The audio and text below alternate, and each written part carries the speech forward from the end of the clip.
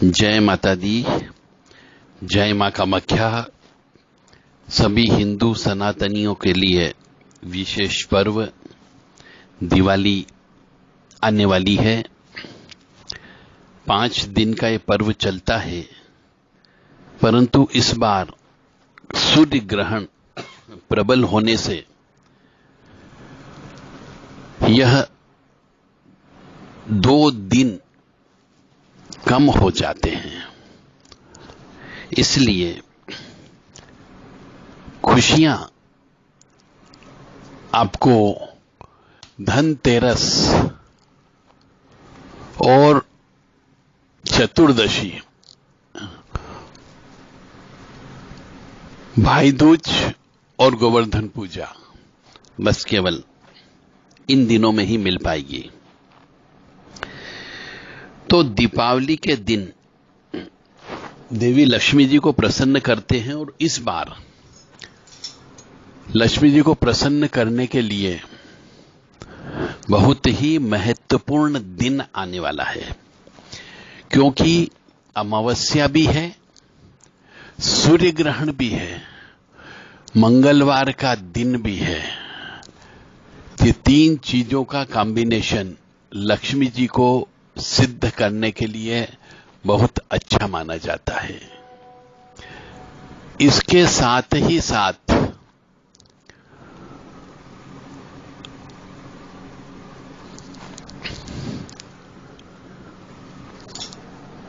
बहुत से कार्य ऐसे हैं जो करने पर निश्चित तौर से लक्ष्मी जी की कृपा प्राप्त कर सकते हो।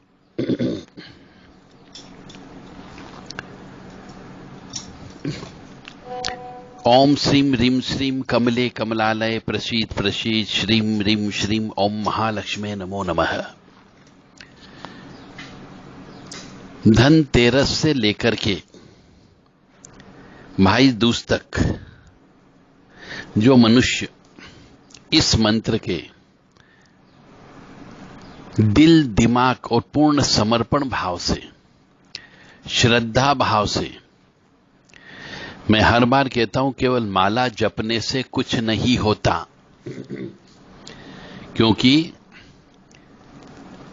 माला जपने से जब तक आपका ध्यान नहीं लगता हो, जब तक आप फुल कंसंट्रेशन से, पूर्ण दिल दिमाग से, आत्मा से, समर्पण भाव से, श्रद्धा भाव से ईश्वर को याद नहीं करोगे, तब तक आपकी आवाज ईश्वर तक नहीं पहुंचती है। तो ज्यादा से ज्यादा इन 5 दिन की छुट्टी ले लें और कम से कम 10 घंटे 12 घंटे रोजाना लक्ष्मी जी के मंत्रों को जप करें या फिर कुबेर जी के मंत्रों को जप करें, तो निश्चित तौर से लक्ष्मी जी की कृपा प्राप्त हो सकती है। ओम श्रीम श्रीये नमः, ये लक्ष्मी जी का बीज मंत्र है, सबसे छोटा है। ओम श्रीम श्रीये नमः, फिर ओम श्रीम श्रीये नमः नमः श्रीये श्रीम ओम, इसको भी जप कर सकते हैं।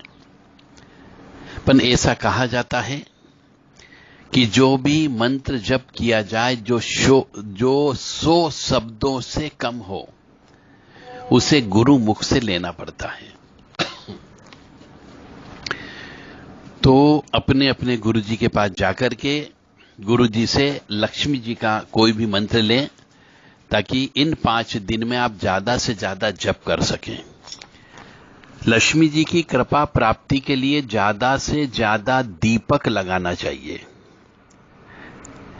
क्योंकि ये 5 दिन ही महत्वपूर्ण होते हैं।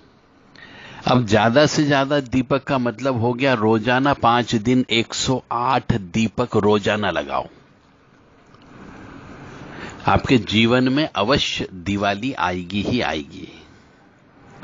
प्रयास करें, सूर्यास्त जैसे ही होता है वैसे ही दीपक लगाना प्रारंभ कर दें, सूर्य डूबते से ही। और जब तक पूरे 108 दीपक लगते हैं, फिर से उन दीपक में जिसमें पहले लगाया था एक एक बार और तेल डाल दिए। तो ये दीपक कम से कम 8 बजे तक चलना चाहिए, शाम को, रात को। तो आपके यहाँ पे लक्ष्मी जी की कृपा बिल्कुल अवश्य आएगी। क्योंकि आप और दीपक जो भी जलाएं वह हमेशा आकाश के नीचे जलाना है। आकाश के नीचे जलाने का मतलब हो गया ईश्वर को, हमको वो लाइट देना है, दीपक की लाइट देना है। इन 5 दिन में हो सके तो एक समय भोजन करें, गरिष्ठ भोजन बिल्कुल न करें, ताकि नींद कम से कम आए। सोना कम से कम है, ज्यादा से ज्यादा जगना है। रात को जप ज्यादा करना है, दिन में आप सो सकते हो। यदि कर सकते हो तो करिएगा, निश्चित तौर से फायदा होगा। ओम श्रीम श्रीये नमः। ओम श्रीम रीम श्रीम कमले कमलालय प्रसीद प्रसीद श्रीम रीम श्रीम ओम महालक्ष्मे नमो नमः। ओम कमलासनाय नमः। ओम कमलवासिन्ये नमः। कोई भी लक्ष्मी जी का एक नाम लेकर के भी आप जप कर सकते हैं। लक्ष्मी जी के जो अष्टोत्तर शतनाम है उनमें से कोई भी नाम लेकर के आप जप करें तो वो मंत्र नहीं हुआ है। अब मंत्र नहीं हुआ तो उसको गुरु से लेने की आवश्यकता नहीं है। इस प्रकार से आप इन 5 दिन में ज्यादा से ज्यादा 24 घंटे में 16 घंटे जप करें। और रोजाना दीपक लगाने के बाद में एक खोपरे गोले में मावे की मिठाई भरे, पूरे खोपरे गोले में थोड़े से तिल डाल दें, जौ डाल दें, और मावे की मिठाई को भर के खोपरे गोले को वापस ढक्कन से बंद कर दें, लाल धागे से अच्छे से पैक कर दें, और गाय के कंडे को जला करके उसके ऊपर ये खोपरा गोला जो मावे, काला तिल और जौ का भरा हुआ है, इसको उस पे रख दें और उसकी धुनी पूरे घर में दें, अपने स्थान पर दें, फैक्ट्री पर दें, व्यवसाय स्थल पर दें, जिससे लक्ष्मी जी की कृपा प्राप्त होगी। ऐसे तो दिवाली के दिनों में लक्ष्मी जी को प्रसन्न करने के लिए कई प्रकार के उपाय किए जाते हैं और कुछ सावधानियां भी रखना जरूरी होती है।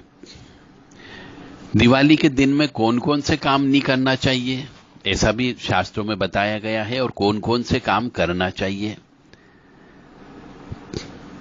तो ऐसे कौन कौन से काम नहीं करना चाहिए जिससे लक्ष्मी जी प्रसन्न होती है। यदि करोगे तो लक्ष्मी जी नाराज हो सकती है। तो ये दीपोत्सव है। सबसे पहली बात तो ज्यादा से ज्यादा दीपक लगाना है। अब ज्यादा से ज्यादा दीपक का मतलब मैंने बताया कि आपको 108 दीपक रोजाना प्रज्वलित करें। दूसरी बात, सुबह देर तक नहीं सोना है, रात को जगना है 4 बजे तक, परंतु सूर्य उदय के पहले उठ जाना है। दिन में आप सो सकते हो। सूर्य उदय के पहले उठने पर निश्चित तौर से लक्ष्मी जी की कृपा प्राप्त होती है। और जो व्यक्ति ब्रह्म मुहूर्त तक जप करता है उसको तो लक्ष्मी जी की कृपा अवश्य प्राप्त होती ही होती है। इन 5 दिन में माता पिता और घर में रहने वाले कोई भी बड़े बुजुर्ग हो, उनके आदेश का पालन करें, उनका अपमान नहीं करें, और घर में क्लेश बिल्कुल भी न करें। अपनी जिह्वा से, अपनी वाणी से गाली या अपशब्दों का प्रयोग बिल्कुल भी न करें। दीपावली पर इस बात का विशेष ध्यान रखें कि कोई भी अधार्मिक कार्य न हो जाए। अधार्मिक कार्य का मतलब हो गया माता पिता और घर में जो रहने वाले बड़े बुजुर्ग हैं उनका अनादर न हो जाए। रोजाना सवेरे उठ करके उनको चरण स्पर्श करें, जिससे लक्ष्मी जी की कृपा बनी रहती है। संकल्प ले ले कि हम किसी को धोखा नहीं देंगे। दीपावली के दिन से यानी उसके पहले दिन से ही किसी को धोखा नहीं देंगे, झूठ नहीं बोलेंगे और सभी से प्रेम पूर्वक व्यवहार करेंगे। यह आप संकल्प ले लें तो भी लक्ष्मी जी कृपा प्राप्त होती है। घर में गंदगी बिल्कुल भी न रखें। दीपावली के पहले ही पूरे घर की गंदगी साफ सफाई हो जाना चाहिए। घर में जाले नहीं होना चाहिए, मकड़ियां नहीं होनी चाहिए। घर का कोना कोना साफ स्वच्छ होना चाहिए। हो सके तो पुताई करवा लेना चाहिए और किसी भी प्रकार की बदबू घर में नहीं आना चाहिए। यानी रोजाना गूगल की धुनी देना चाहिए।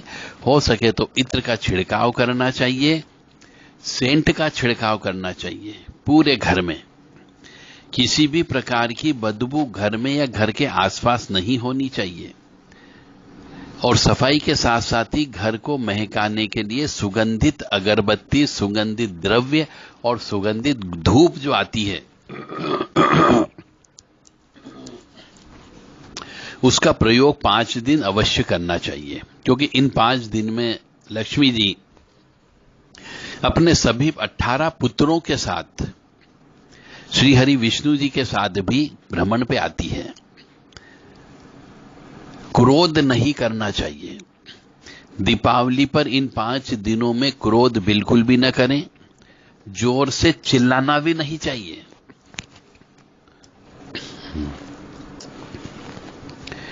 और घर में शांत वातावरण बना के रखना चाहिए, सुखद वातावरण बना के रखना चाहिए, पवित्र वातावरण बना के रखना चाहिए, क्योंकि लक्ष्मी जी ऐसे ही स्थान पर निवास करती है जहां पर शुद्धता, स्वच्छता, पवित्रता और शांति का वातावरण होता है।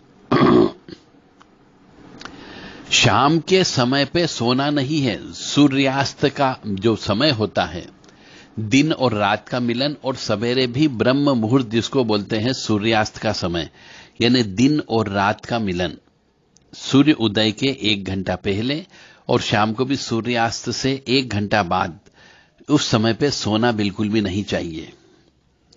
विशेष परिस्थिति है, हाथ पैर टूट रहे हैं, बीमार हो गए हो, गोली दवाई खा रहे हो, तो सोना कोई दिक्कत नहीं है, परंतु एक स्वस्थ व्यक्ति को नहीं सोना चाहिए।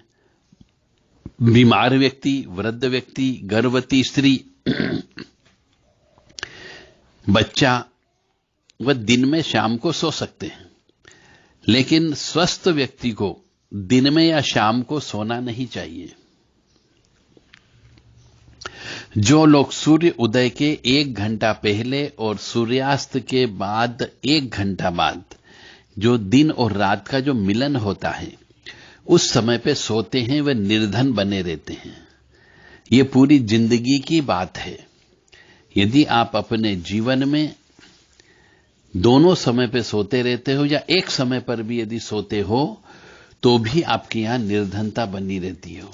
फिर आप लोगों के चक्कर लगाते हो कि साहब लक्ष्मी जी नहीं आ रही है, आती है तो सुरसा की तरह खर्चे पेले की तरह पड़े रहते हैं, जितना नहीं आता उससे ज्यादा खर्च हो जाता है, उधार लेना पड़ता है। तो ये सब इसीलिए होता है कि आप अपने और अपने परिवार के सदस्यों को सूर्य उदय के 1 घंटा पहले बिस्तर छुड़वा दीजिए और शाम के वक्त के अंदर सूर्यास्त के समय पे आपको सोना बिल्कुल भी नहीं है। वाद विवाद नहीं करना चाहिए, बहस नहीं करना चाहिए। दीपावली के इन 5 दिनों में इस बात का अवश्य ध्यान रखें कि किसी भी प्रकार का कलह या झगड़ा नहीं होना चाहिए। घर परिवार के सभी सदस्य प्रेम से रहें, खुशी का माहौल बना करके रखें, और जिन घरों में झगड़ा या कलह होता है वहां पर देवी की कृपा नहीं होती है। घर के बाहर भी इस बात का ध्यान रखें, मतलब घर के बाहर भी वाद विवाद नहीं होना चाहिए। इसलिए घर से बाहर कम से कम जाएं। जो भी चीज आपको लाना है वो सब इन 5 दिन के पहले लेकर के आ जाएं। इन 5 दिनों में शास्त्रों के अनुसार नशा नहीं करना चाहिए, ताश पत्ती नहीं खेलनी चाहिए, जुआ नहीं खेलना चाहिए, सट्टा नहीं लगाना चाहिए, नशा करना वर्जित है। और जो लोग दीपावली के दिन, इन 5 दिन में, मतलब धनतेरस से लेकर के भाई दूज तक नशे करते हैं, वह दरिद्रता में जाते हैं। नशे की हालत में घर की शांति भंग होगी, और जब शांति भंग होगी तो घर में तनाव का माहौल आ जाएगा, मानसिक तनाव का उत्पन्न होगा। इससे बचना चाहिए, अन्यथा लक्ष्मी जी की कृपा प्राप्त नहीं होती है। ये 5 दिन वर्ष में केवल 5 दिन ही आते हैं। रोज रोज हम दिवाली नहीं मनाते हैं, रोज रोज हम धनतेरस नहीं मनाते हैं, रोज रोज हम भाई दूज नहीं मनाते हैं। तो इस समय जो ग्रह और नक्षत्र होते हैं,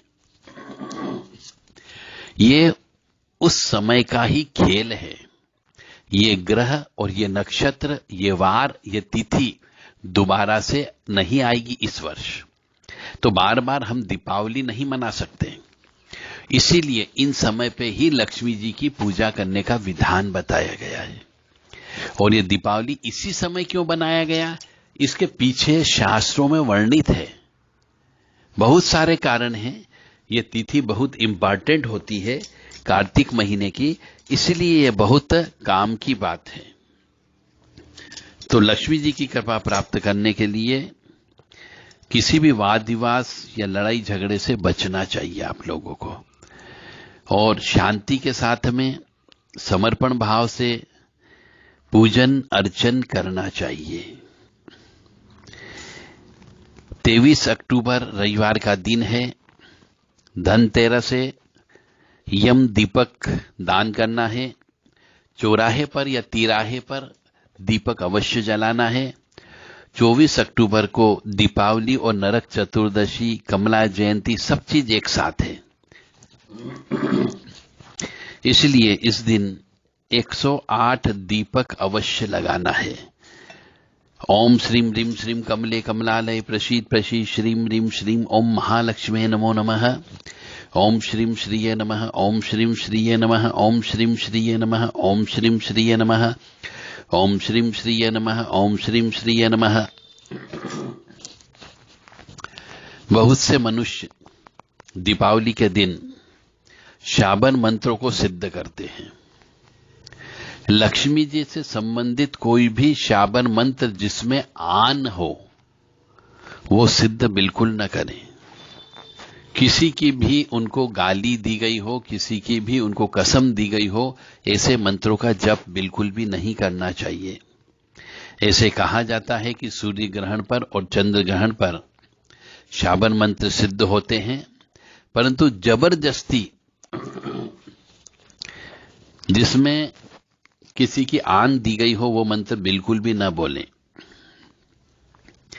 साधना करना है यदि सूर्य ग्रहण पर अमावस्या के दिन, तो आप आराम से कहीं पर भी बैठ सकते हैं जिसमें आपको आसान लगे।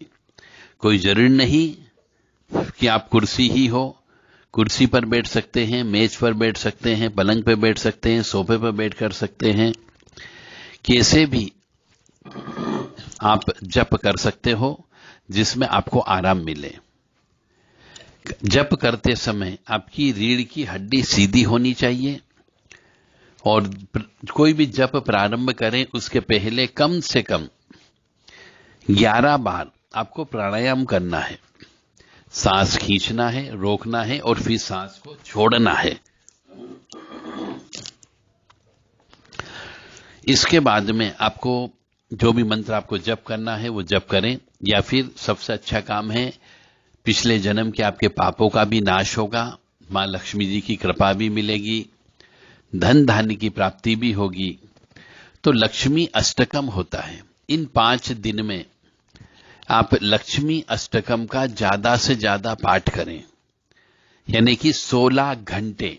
ज्यादा से ज्यादा का मतलब मैं 16 घंटे बोलता हूं, क्योंकि बाकी समय आपको सोना है और स्नान करना है, रिफ्रेश होना है। इन सब के लिए बाकी समय आप छोड़ दीजिए। 8 घंटे का समय कम से कम सोना है आपको और कम से कम खाना खाना है ताकि जप ज्यादा कर सको। तो 16 घंटे यदि आप कोई भी मंत्र या लक्ष्मी अष्टकम लेते हैं तो उसको भी जप कर सकते हैं। लक्ष्मी अष्टकम को किसी गुरु से लेने की आवश्यकता नहीं है क्योंकि वह स्तुति है। महालक्ष्मी के 8 नाम हैं। नमस्ते अस्तु महामाय श्री पीठे सूर पूजिते शंख चक्र गदा हस्ते महालक्ष्मी नमोस्तुते। अब यहां पे हमने महालक्ष्मी मां को उनका वर्णन करके उनको प्रणाम कर लिया है। नमस्ते अस्तु महामाय श्री पीठे सूर पूजिते शंख चक्र गदा हस्ते महालक्ष्मी नमोस्तुते। नमस्ते गरुड़ारूढ़े कोलासुर भयंकरी सर्पाप हरे देवी महालक्ष्मी नमोस्तुते। यहां पे आपके पापों का नाश करने वाली लक्ष्मी जी को भी हमने ध्यान कर लिया जो गरुड़ के वाहन पर बैठी हुई है, क्योंकि उल्लू के वाहन पर बैठी हुई लक्ष्मी जी जल्दी आती है और जल्दी चली भी जाती है, परंतु गरुड़ के वाहन पर बैठ करके लक्ष्मी जी स्थिर लक्ष्मी प्राप्त होती है। इसलिए इसमें स्थिर लक्ष्मी की और पापों का नाश करने वाली लक्ष्मी की कल्पना की गई है। तो नमस्ते अस्तु महामाय श्री पीठे सूर पूजिते शंख चक्र गदा हस्ते महालक्ष्मी नमोस्तुते। नमस्ते गरुड़ारूढ़े कोलासुर भयंकरी सर्पाप हरे देवी महालक्ष्मी नमोस्तुते। सर्वज्ञ सर्वरदे सर दुष्ट भयंकरी सर दुख हरे देवी महालक्ष्मी नमोस्तुते। यहाँ पे हमने दुख हरे देवी महालक्ष्मी नमोस्तुते यानी दुख को कम करने वाली देवी जी की कल्पना कर रहे हैं। तो इस तरीके से इस मंत्र में ये जो स्तुति है लक्ष्मी अष्टकम, इसमें आपके पापों का भी नाश होगा, लक्ष्मी जी का वर्णन भी है, इससे लक्ष्मी की प्राप्ति भी होगी और हर प्रकार की सुख समृद्धि शांति आपको प्राप्त हो सकती है। तो यदि हो सके तो लक्ष्मी अष्टकम कम से कम 24 घंटे, इन 5 दिन में से 24 घंटे लक्ष्मी अष्टकम के लिए भी आप निकालें और इसका हवन खीर से इन 5 दिन में करना चाहिए, तो लक्ष्मी जी की कृपा अवश्य प्राप्त होगी। कोई व्यक्ति यदि दिवाली के समय पे, ग्रहण के समय पे कोई चीज सिद्ध करना चाहते हैं तो देव राधा ट्रस्ट से संपर्क कर सकते हैं। उनको सिद्ध कराने के लिए या करने के लिए जो भी विधान होगा वह विधान बताया जाएगा और अब हमारे गुरु जी के सामने रह करके यह चीज खुद भी मंत्रों को जागृत कर सकते हैं। और यदि किसी कड़े की दक्षिणवर्ती शंख मोती या फिर लक्ष्मी पोटली श्री यंत्र इनको सिद्ध करना हो तो देव राधा ट्रस्ट से संपर्क कर सकते हैं। जो व्हाट्सएप नंबर है उन व्हाट्सएप नंबर के माध्यम से आप अपना संदेश देकर के उचित जानकारी प्राप्त कर सकते हो। नमस्ते अस्तु महामाय श्री पीठे सूर पूजिते शंख चक्र गदा हस्ते महालक्ष्मी नमोस्तुते। नमस्ते गरुड़ारूढ़े कोलासुर भयंकरी सर पाप हरे देवी महालक्ष्मी नमोस्तुते। सर्वज्ञ सर्वरदे सर दुष्ट भयंकरी सर दुख हरे देवी महालक्ष्मी नमोस्तुते। सिद्धि बुद्धि प्रदे देवी भुक्ति मुक्ति प्रदायिनी मंत्र मूर्ते सदा देवी महालक्ष्मी नमोस्तुते। अद्यंतर हिते देवी अद्य शक्ति महेश्वरी योगजे योग संभूते देवी महालक्ष्मी नमोस्तुते। स्तुल शुष् महारोदे महाशक्ति महोदरे महापाप हरे देवी महालक्ष्मी नमोस्तुते। पद्मासन स्थिते देवी परम ब्रह्म स्वरूपिणी परमेश्वरी जगन्मात्र देवी महालक्ष्मी नमोस्तुते। श्वेतांबर धरा देवी नाना अलंकार भूषिते जगत स्थिते जगत मात्र देवी महालक्ष्मी नमोस्तुते। इस तरीके से यह 8 श्लोक हैं। लक्ष्मी अष्टोत्तर शतनाम नहीं है, ये लक्ष्मी अष्टकम है। इसको भी आप याद करें और रोजाना यदि आप इसको घी का दीपक लगा करके 21 बार रोज पढ़ते हो तो भी दरिद्र मनुष्य भी धीरे धीरे धनवान बन सकता है। बहुत से मनुष्य रोते हैं कि हम कंगाल हो गए, तो आप इस लक्ष्मी अष्टकम का अपनी जिंदगी में प्रयोग करो और परिवार के जितने भी सदस्य हैं सब मिलकर के पाठ करो। लक्ष्मी जी को यदि हम आत्मा से, दिल से, समर्पण भाव से याद करते हैं तो वह अवश्य कृपा करती है। बस एक ही चीज है लक्ष्मी जी को, शुद्धता, स्वच्छता, पवित्रता और मांस, शराब, सुरा सुंदरी, इनसे दूर रहना होगा, तो ही लक्ष्मी जी की कृपा प्राप्त होती है। आप प्रयास करेंगे, ईश्वर अवश्य आपकी मदद करेगा। परंतु आप यदि उचित डायरेक्शन में प्रयास नहीं करेंगे, उचित विधान से नहीं करेंगे, तो ईश्वर आपकी मदद नहीं कर सकता। क्योंकि जितनी भी शक्तियां होती है, चाहे वह महाकाली, महालक्ष्मी, महासरस्वती ही क्यों न हो, सबको शुद्धता, स्वच्छता, पवित्रता चाहिए। यदि कोई घर में रहने वाली स्त्री, चाहे वो बेटी हो, चाहे वो पत्नी हो, चाहे वो बहू हो, कोई भी स्त्री, चाहे काम करने वाली बाई ही क्यों न हो, यदि अशुद्ध अवस्था में है तो इन 5 दिन में किचन में बिल्कुल प्रवेश मत करने देना। क्योंकि अशुद्ध अवस्था में बनाया गया खाना भी अशुद्ध होता है और वहां लक्ष्मी जी की कृपा प्राप्त नहीं होती है। जितनी भी माताएं बहनें जो मासिक धर्म से होती है, रजस्वला अवस्था से होती है, पीरियड अवस्था से होती है, उनके लिए विशेष नियम है कि जब तक कि वह 7 दिन पूरे नहीं हो जाए तब तक उसे लक्ष्मी जी की पूजन अर्चन नहीं करना है। ऐसा शास्त्र कहता है कि पूजा करने योग्य स्त्री तब ही बनती है जब उसके 7 दिन पूरे हो गए हो।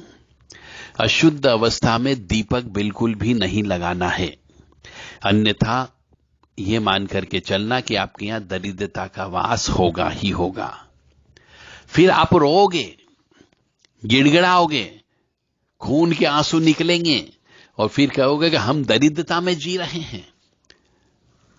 परंतु यह नहीं कहोगे कि हमने मासिक धर्म रहते हुए भोजन बनाया, मासिक धर्म रहते हुए दिवाली की पूजा की, मासिक धर्म रहते हुए हमने दीपक जलाए।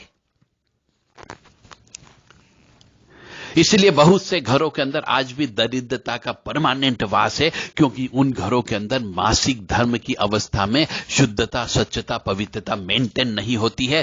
कि रसोई घर के अंदर, किचन के अंदर जाते आते हैं, सब जगह सोते उठते बैठते हैं और किसी भी नियम का पालन नहीं करते हैं। जिन घरों के अंदर मासिक धर्म के नियम का पालन नहीं होता है, वहां पर मान करके चलें, निश्चित तौर से वो व्यक्ति, वह परिवार ऋणी अवश्य रहता है। अपनी कमाई का बहुत सारा हिस्सा ब्याज में देता रहता है। एक तरीके की शान भी यदि है तो उनकी झूठी शान होती है। घर के अंदर अशांति का वातावरण होता है, आनंद बिल्कुल भी नहीं होती है, वह अशांति, वह शांति ढूंढने के लिए शराब पीते हैं। इसलिए इस बात का अवश्य ध्यान रखें कि इन 5 दिन में धनतेरस से लेकर के भाई दूज तक यदि कोई भी स्त्री अशुद्ध हो जाए तो उसे किसी भी काम में शामिल नहीं करना है। न तो दीपक लगाने में शामिल होना चाहिए, न भाई दूज भी नहीं मनाना चाहिए। एक स्त्री दीपक लगाने के लिए योग्य तभी होती है जब किसी का पूजन करना हो, चाहे भाई का पूजन करना हो या भगवान का पूजन करना हो, तो शास्त्र ऐसा कहता है कि वह 7 दिन बाद पूजा करने योग्य होती है। चाहे आप तीसरे चौथे दिन शुद्ध हो जाते होंगे, परंतु पूर्ण शुद्धता नहीं मानी जाती है, ऐसा शास्त्र कहता है। वही मैं कह रहा हूं, मानो या ना मानो आपकी इच्छा। फिर आपके यहां कई बार दरिद्रता रहेगी, कई बार बच्चे पैदा नहीं होंगे, बच्चे पैदा होंगे तो बच्चे गर्भ के अंदर मर जाते हैं, क्योंकि नकारात्मक ऊर्जा घर के अंदर प्रवेश कर जाती है। इसलिए अशुद्ध अवस्था में दीपक प्रज्वलित नहीं करना है। अशुद्ध अवस्था में भाई को तिलक भी नहीं करना है, क्योंकि भाई दूज भी आती है।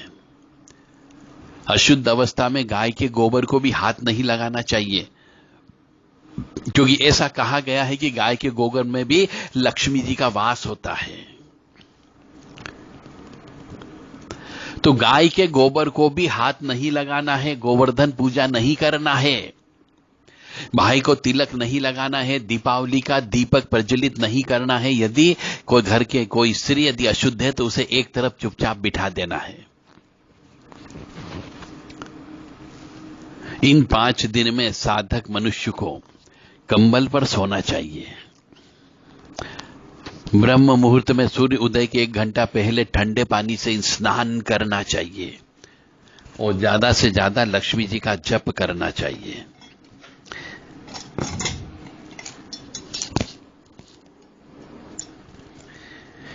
जीवन में लक्ष्मी जो मिलती है वह भाग्य से मिलती है।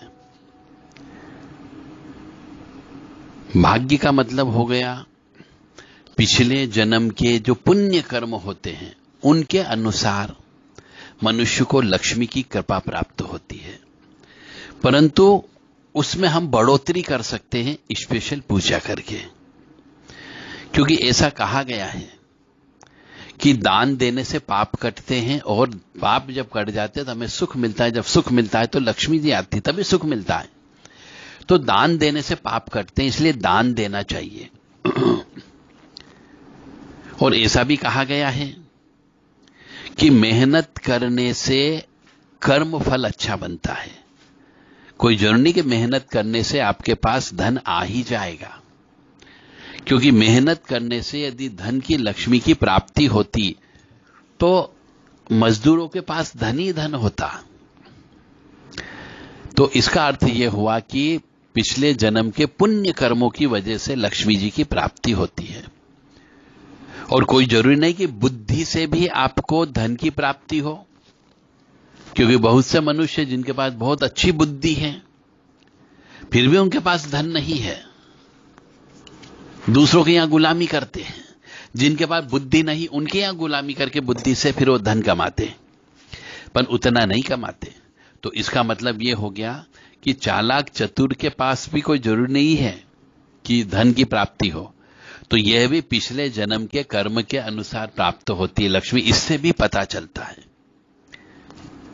और जिसके पास ताकत होती है, शक्ति होती है, उसके पास भी कोई जरूरी नहीं कि लक्ष्मी जी की कृपा प्राप्त हो, वो भी अरबपति खरबपति हो जाए। क्योंकि बहुत से व्यक्तियों के पास ताकत है, बंदूकों की ताकत है, तलवारों की ताकत है, पर फिर भी वो भी कंगाल है। शरीर अच्छा है, ताकतवर है, पर फिर भी कष्ट है।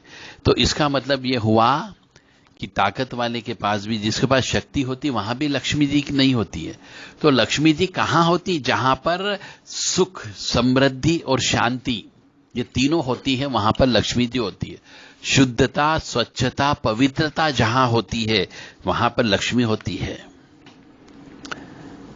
और केवल पुण्यवान मनुष्यों के यहां पर लक्ष्मी जी की कृपा ज्यादा होती है, क्योंकि पिछले जन्म में वो केवल पुण्य कर्म करके आए हैं, अच्छे कर्म करके आए हैं, इसलिए लक्ष्मी जी की कृपा उनके यहां ज्यादा होती है। इसीलिए कहा गया है कि पुण्य करो। ओम श्रीम ह्रीम श्रीम कमले कमलालय प्रसीद पशी श्रीम ह्रीम श्रीम ओम महालक्ष्मी नमो नमः। इस मंत्र का भी जप कर सकते हो। ओम श्री महालक्ष्मी च विद्महे विष्णु पत्ने च धीमहि तन्नो लक्ष्मी प्रचोदयात्। इस मंत्र का भी जप कर सकते हो। ये लक्ष्मी गायत्री मंत्र है।